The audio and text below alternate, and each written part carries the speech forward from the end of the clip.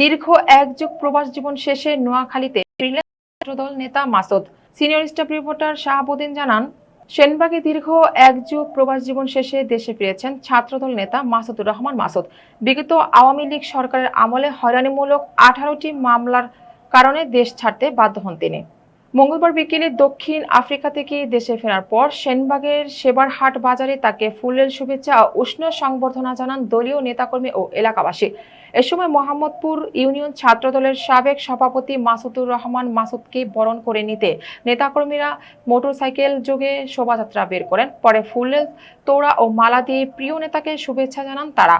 অনুষ্ঠানে স্থানীয় বিএনপি ও অঙ্গ সহযোগী সংগঠনের নেতাকর্মীরা উপস্থিত ছিলেন। ছাত্রদল নেতা মাসুদের বড় ভাই আলমগীর হোসেন জানান, বিগত আওয়ামী লীগ সরকারের হয়রানিমূলক মিথ্যা মামলায় তার বাবা ও চাচারা সহ পরিবারের সদস্যরা দীর্ঘদিন কারাবরণ করেন।